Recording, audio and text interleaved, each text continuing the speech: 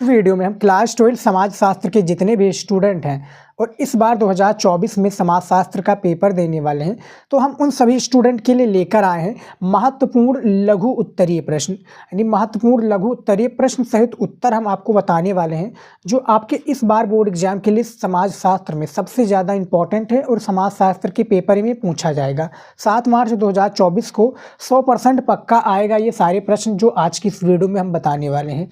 आज की इस वीडियो को पूरा देखिए और अपना 36 नंबर जो पक्का कर लीजिए समाज शास्त्र में, सबसे ज़्यादा इंपॉर्टेंट है। तो चलिए शुरू करते हैं और एक एक करके सारे प्रश्न का हम उत्तर आपको बताते हैं। यहाँ पर देखिए, सबसे पहला प्रश्न क्या पूछा गया है समाज शास्त्र में, राष्ट्रीय योजना समिति का गठन कब किया गया। राष्ट्रीय योजना समिति का गठन कब किया गया, इसके बारे में आपको बताना है। इस समिति के विचाराधीन क्षेत्र कौन से थे, जो इस समिति के यहाँ पर देखिए विचाराधीन हो चाहिए, विचाराधीन क्षेत्र कौन से थे, इसके बारे में आपको बताना है। पहला प्रश्न है। और देखिए इसका जो शब्द सीमा होता है बोर्ड एग्जाम में, ये भी मैं बता दूं, 50 शब्दों में एक प्रश्न का इसका उत्तर देना होता है। कितने शब्दों में? 50 शब्दों में। चलिए आंसर की ओर बढ़ते हैं। देखिए आंसर कैसे लिखना है कॉपी में बोर्ड एग्जाम में।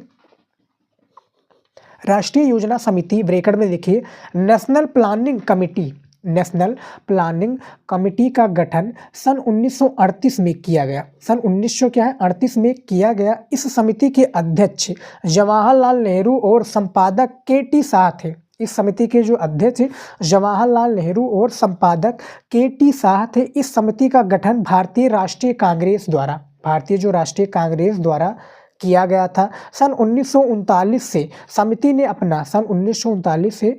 ने अपना कार्य आरंभ किया। विचाराधीन क्षेत्र निम्नलिखित हैं, यानी जैसा कि यहाँ पर बताया गया है कि इस समिति की विचाराधीन क्षेत्रों के नाम बताना है। तो ये देखिए सबसे पहला है वित्त और विनिमय। यहाँ पर देखिए वित्त और विनिमय सबसे पहला ये विचाराधीन का क्षेत्र है। दूसरा है उद्योग और उत्पादन की द्वितीय साधन, उद्योग और उत्पादन का द्वितीय साधन। तीसरा है शिक्षा सामान और तकनीकी, शिक्षा सामान और तकनीकी। चौथा है नियोजित अर्थव्यवस्था में महिलाओं की भूमिका, नियोजित जो अर्थव्यवस्था है इसमें महिलाओं की भूमिका के बारे में आपको बताना है। तो ये जो आपका प्रश्न पूछा गया था, पहला प्रश्न कि राष्ट्रीय योजना समिति का गठन कब किया गया, इस समिति के विचाराधीन क्षेत्र कौन कौन से थे, तो हमने बता दिया है। यहाँ पर आप देख सकते हैं आराम से वीडियो को रोक कर भी इसका आंसर आपके लिए समझना ज़्यादा जरूरी है और इसका आंसर आप वीडियो को रोक कर भी देख सकते हैं। चलिए देखते हैं अगला प्रश्न क्या है।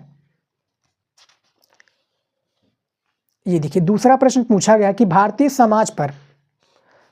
समाज पर पश्चिमीकरण के प्रभाव की व्याख्या कीजिए। एनसीईआरटी का ये प्रश्न है 2020, 2022 और 23, यानी पिछले साल भी ये प्रश्न पूछा गया था। तो पश्चिमीकरण की अवधारणा किसने दी थी? एम.एन. श्रीनिवास ने। ये डेट आप याद रखिएगा, ऑब्जेक्टिव क्वेश्चन में ज़्यादा पूछा जाता है। देखिए एम.एन. श्रीनिवास ने पश्चिमीकरण की परिभाषा देते हुए कहा है कि ये भारतीय समाज और संस्कृति में लगभग 150 सालों के ब्रिटिश शासन के परिणाम स्वरूप, 150 सालों के ब्रिटिश शासन के परिणाम स्वरूप आए परिवर्तन है, जिसमें विभिन्न पहलू आते हैं, जिसमें क्या है, विभिन्न पहलू आते हैं, जैसे प्रौद्योगिकी, संस्था, विचारधारा और मूल्य। पश्चिमीकरण के विभिन्न प्रकार, मूल्य जो पश्चिमीकरण है इसके विभिन्न प्रकार रहे हैं।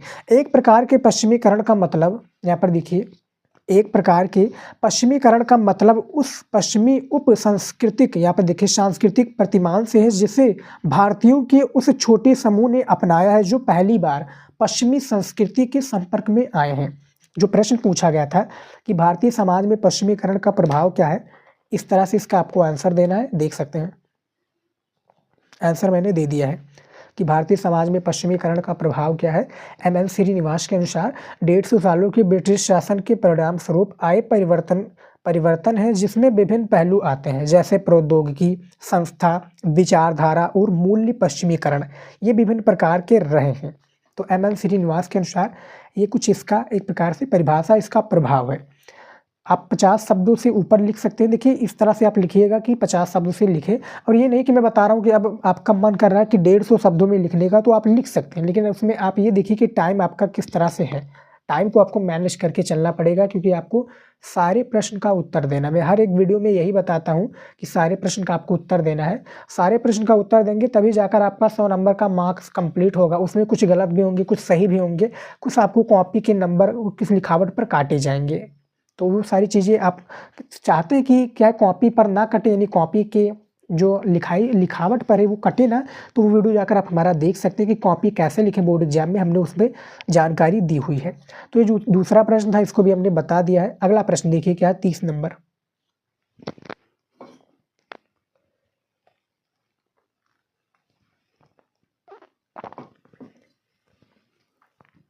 तीन नंबर प्रश्न देखिए क्या है, ग्राम पंचायत के 4 दायित्व बताइए। देखिए पानी वानी पी लीजिए, वीडियो बहुत ज़्यादा लंबा बन चुका है, महामैराथन है, तो पानी वानी पीकर आराम से कॉपी लिखिएगा आप, और मैं भी पानी पी लूँ। देखिए ग्राम पंचायत के 4 दायित्व बताइए, बहुत ही ज़्यादा इंपॉर्टेंट है, ग्राम पंचायत के 4 दायित्व के बारे में बताना है। आंसर देखिए, संविधान के अनुसार पंचायत को क्या स्वशासन की संस्थाओं के रूप में, संविधान के अनुसार पंचायत को स्वशासन की संस्थाओं के रूप में कार्य करने हेतु शक्तियां व अधिकार दिए जाने चाहिए, शक्तियां व अधिकार दिए जाने चाहिए। सबसे पहला है आर्थिक विकास। आर्थिक विकास में क्या, आर्थिक विकास के लिए योजनाएं एवं कार्यक्रम बनाना, जो आर्थिक विकास है इसके लिए योजनाएं एवं कार्यक्रम बनाना। दूसरा है सामाजिक न्याय को प्रोत्साहित करने वाले कार्यक्रम बनाना, सामाजिक न्याय को प्रोत्साहित करने वाला कार्यक्रम बनाना। तीसरा है शुल्क यात्री का, यहाँ पर देखिए शुल्क यात्री, कर, जुर्माना, अन्य कर आदि लगाना व एकत्र करना। चौथा है सहकारी उत्तरदायित्व, सहकारी, यहाँ पर देखिए सहकारी उत्तरदायित्व के हस्तांतरण में सहयोग करना, विशेष रूप से वित्त को स्थानीय बनाना।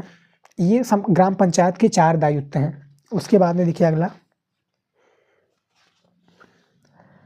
चौथा प्रश्न है, हरित क्रांति का अर्थ समझाते हुए कृषक समाज पर पड़ने वाले इसके प्रभावों का उल्लेख कीजिए। यानी जो हरित क्रांति है इसका आपको अर्थ बताना है, सबसे पहले परिभाषा देना है, और इसमें जो पड़ने वाले समाज में पड़ने वाले प्रभावों के बारे में हमें बताना है। तो सबसे पहले हम परिभाषा की ओर बात करते हैं, बोर्ड एग्जाम में पूछा जाएगा, अति लघु उत्तरीय में भी हरित क्रांति का परिभाषा पूछा जाता है। आंसर देखिए, हरित क्रांति द्वारा 1960 और 70 के दशकों की उन क्षेत्रों में जहां ये प्रभावशाली रही, महत्वपूर्ण परिवर्तन हुए। हरित क्रांति कृषि आधुनिकीकरण का एक सरकारी कार्यक्रम था। इसके लिए आर्थिक सहायता अंतर्राष्ट्रीय संस्थाओं द्वारा दी गई थी। आर्थिक जो सहायता यहाँ पर देखिए, आर्थिक सहायता अंतर्राष्ट्रीय संस्थाओं द्वारा दी गई थी। हरित क्रांति पैकेज की प्रथम लहर केवल कुछ क्षेत्रों में जैसे पंजाब, पश्चिमी उत्तर प्रदेश, तटीय आंध्र प्रदेश तथा तमिलनाडु के कुछ हिस्से में चली। अब ये आपका बोर्ड एग्जाम में पूछा जाएगा कि सबसे ज़्यादा हरित क्रांति का फायदा या हरित क्रांति सबसे ज़्यादा कहाँ पर प्रचलित रही, तो वो आपका पंजाब हो जाएगा। बहुविकल्पीय में पूछा जाए तो पंजाब पर आप टिक लगा दीजिएगा, उसका राइट आंसर वही हो जाएगा। तो हरित क्रांति से आप क्या समझते हैं, इसका हमने परिभाषा दे दिया। अब इसकी प्रभाव के बारे में भी हम बात कर लेते हैं। प्रभाव ये है, हरित क्रांति के अधिकांश क्षेत्रों में, जो हरित क्रांति है इसके अधिकांश क्षेत्रों में मूल रूप से मध्यम, यहाँ पर देखिए मूल रूप से मध्यम तथा बड़े किसान ही तकनीक का लाभ उठा सके हैं, क्योंकि इसमें किए जाने वाला निवेश महंगा था। संकर बीजों के साथ कीटनाशकों, खाद्यों तथा किसानों के लिए अन्य निवेश देने पर केंद्रित था। यानी ये जो प्रभाव, इसका जो लाभ है भैया, बड़े किसान ही उठा सकें। यहाँ पर देखिए बड़े जो तकनीक है हरित क्रांति का, इसमें देखिए हरित क्रांति की तकनीक, बड़े ही तकनीक का लाभ उठा सके हैं, यानी बड़े किसान, क्योंकि इसमें किए जाने वाला निवेश यानी महंगा था। यानी जो निवेश है वो महंगा था, जैसे संकर बीजों का उपयोग करना, कीटनाशकों, खाद्यों तथा किसानों के लिए अन्य निवेश देने पर केंद्रित था। समझ में आ गया। तो इसका क्या परिभाषा पूछा गया था, ये देखिए इसका परिभाषा और इसका प्रभाव पूछा गया था, दोनों हमने बता दिया है। इस तरह से आप लिखिएगा कॉपी में, 50 शब्दों में भी होता है, लेकिन थोड़ा थोड़ा कभी वर्ड भी क्या आता है, कभी कभी थोड़ा बड़े में भी हमें आंसर देना पड़ जाता है। 5 नंबर प्रश्न देखिए क्या है, एक भूमंडलीकरण अर्थव्यवस्था की विशिष्ट लक्षण क्या है। एक भूमंडलीकरण अर्थव्यवस्था की विशिष्ट लक्षण क्या है, इस पर आपको चर्चा करना है, इस पर चर्चा कीजिए। तो देखिए आंसर, एक भूमंडलीकरण अर्थव्यवस्था के विशिष्ट लक्षण निम्नवत हैं, यानी कुछ इस प्रकार से निम्नवत हैं, ये आप जरूर लिखिएगा। सबसे पहला है भारतीय अर्थव्यवस्था ने जुलाई 1991 में, भारतीय जो अर्थव्यवस्था है जुलाई 1991 में अपने सभी प्रमुख क्षेत्रों, अपने जो सभी प्रमुख क्षेत्रों जैसे कृषि, उद्योग, व्यापार, विदेशी निवेश और क्षेत्र वित्तीय वित्तियों पर क्या एक प्रकार से प्रभाव रहा। यहाँ पर देखिए और है क्षेत्र वित्तीय संस्थाएं, प्रौद्योगिकी, सार्वजनिक आदि में सुधारों की एक लंबी श्रृंखला देखी है। आदि में एक क्या है, सुधारों की एक लंबी श्रृंखला देखी है। दूसरा है भूमंडलीकरण से अभिप्राय विश्व के लोगों क्षेत्रों तथा यहाँ पर देखिए विश्व के लोगों क्षेत्रों तथा देशों के मध्य वैश्विक स्तर पर सामाजिक आर्थिक आत्मनिर्भरता के विकास से है, सामाजिक आर्थिक आत्मनिर्भरता के विकास से है। तीसरा है उदारीकरण की प्रक्रिया में अंतर्राष्ट्रीय मुद्रा कोष IMF पर आप आपने सुना होगा, नहीं सुना है तो याद रखिएगा, इसका फुल फॉर्म भी पूछा जाएगा। IMF इंटरनेशनल मनी फंड, जिससे कर्जा लिया जाता है। पाकिस्तान सबसे ज़्यादा कर्जा इसी से लेता है। तो देखिए उदारीकरण की प्रक्रिया में अंतर्राष्ट्रीय मुद्रा कोष, इंटरनेशनल मनी फंड कोष IMF जैसी अंतर्राष्ट्रीय संस्थाओं से ऋण लेना यानी कर्जा लेना भी शामिल है। किससे? एक भूमंडलीकरण अर्थव्यवस्था से। तो जो प्रश्न आपका 5वां पूछा गया था इसका भी हमने आंसर दे दिया है। अगला प्रश्न देखिए 6 नंबर, दहेज प्रथा उन्मूलन हेतु उपाय का सुझाव दीजिए। दहेज प्रथा उन्मूलन हेतु क्या है, उपायों का सुझाव दीजिए। NCERT का प्रश्न है, 2023 में पूछा गया था। इसका भी आपको आंसर देना है। आंसर देखिए कैसे है। दहेज प्रथा उन्मूलन हेतु उपायों का सुझाव निम्न प्रकार से है, यानी जो उपाय हैं इसके सुझाव निम्नलिखित प्रकार से हैं या निम्न प्रकार से हैं, ये सबसे ज़्यादा इंपॉर्टेंट है, ऐसे ही आपको देना है। तो देखिए दहेज प्रथा उन्मूलन हेतु उपाय निम्न प्रकार से। सबसे पहला स्त्री शिक्षा,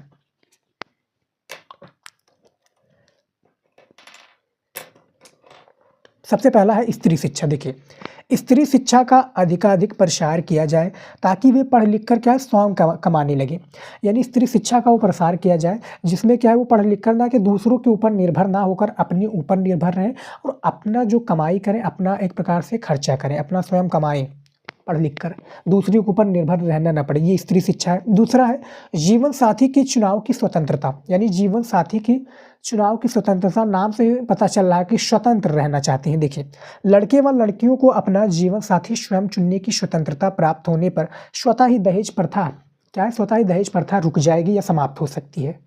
समझ में आ गया। तीसरा है प्रेम विवाह। प्रेम विवाह में क्या है, प्रेम विवाह की स्वीकृत होने पर, यहाँ पर देखिए प्रेम विवाह की स्वीकृत होने पर भी दहेज की समस्या समाप्त हो सकती है। प्रेम विवाह यानी कोई भी अपना जीवन साथी चुन सकता है, अपनी मर्जी से विवाह कर सकता है, तो उसको प्रेम विवाह कहा जाता है। प्रेम विवाह को आपको मतलब है प्यार मोहब्बत वाला। समझ में आ गया। चौथा है दहेज विरोधी कानून। दहेज विरोधी कानून का सख्त पालन हो, जैसे यहाँ पर दिया हुआ है कि दहेज प्रथा की समाप्ति के लिए कठोर कानूनों का निर्माण किया जाए एवं दहेज मांगने वालों को कड़ी से कड़ी सजा दिया जाए। दहेज देने वालों को सजा यहाँ पर नहीं दिया जाएगा, यहाँ पर दिया जाएगा जो मांग रहे हैं, यानी जो मांग रहे कि भैया हमें इतना पैसे चाहिए, इतना दहेज हमें चाहिए, तब हम शादी करेंगे लड़की से, तो उसके ऊपर क्या है कड़ी से कड़ी कानून लागू हुआ। और 5वां है अंतरजातीय विवाह।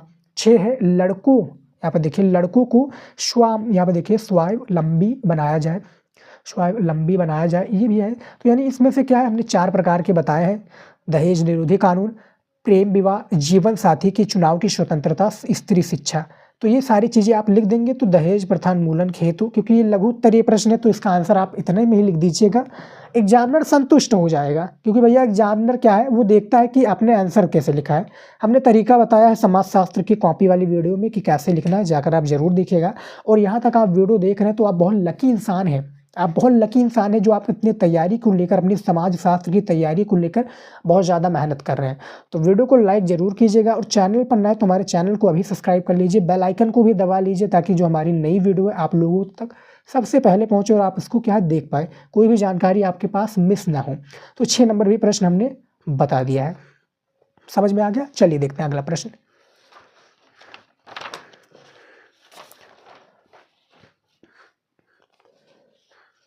सातवां प्रश्न देखिए क्या है, ये देखिए 7वां प्रश्न है, जनसांख्यिकी का अध्ययन समाज शास्त्र के लिए महत्वपूर्ण क्यों माना जाता है। जो जनसांख्यिकी का अध्ययन है ये समाज शास्त्र के लिए महत्वपूर्ण क्यों माना जाता है, आइए जानते हैं। देखिए 18वीं शताब्दी के उत्तरार्ध 18वीं शताब्दी के उत्तरार्ध में यूरोप में दो विभिन्न प्रक्रियाएं लगभग साथ साथ घटित हुई। दो विभिन्न जो प्रक्रियाएं हैं लगभग क्या है साथ साथ घटित हुई। एक राजनीतिक संगठन के प्रमुख रूप में, एक राजनीतिक संगठन के प्रमुख रूप में राष्ट्र राज्यों की स्थापना और दूसरी आंकड़ों से, राष्ट्र राज्यों की स्थापना दूसरी आंकड़ों से संबंधित आधुनिक विज्ञान सांख्यिकी की शुरुआत आगे चलकर क्या है यहाँ पर देखिए, शुरुआत आगे चलकर इस आधुनिक किस्म के राज्य ने अपनी भूमिका और कार्यों का विस्तार करना शुरू कर दिया, अपनी भूमिका और कार्यों का विस्तार करना शुरू कर दिया। उदाहरण के रूप में समझते हैं क्या है। उसने जनस्वास्थ्य प्रबंध के प्रारंभिक रूपों के विकास में आरक्षी यानी पुलिस और कानून व्यवस्था के अनुपालन में, कृषि तथा उद्योग संबंधी आर्थिक नीतियों में कराधान और दिलचस्पी लेना प्रारंभ कर दिया। कराधान और दिलचस्पी लेना क्या है प्रारंभ कर दिया। ये जनसांख्यिकी का अध्ययन समाजशास्त्र के लिए महत्वपूर्ण माना जाता है। तो माना जाता किस तरह से है, ये पूरा जो हमारा प्रश्न था हमने बता दिया। 7 नंबर प्रश्न, इसको देख सकते हैं, इसका आंसर आप देख सकते हैं। अब चलिए देखते हैं अगला प्रश्न, 8वां प्रश्न क्या पूछा गया है।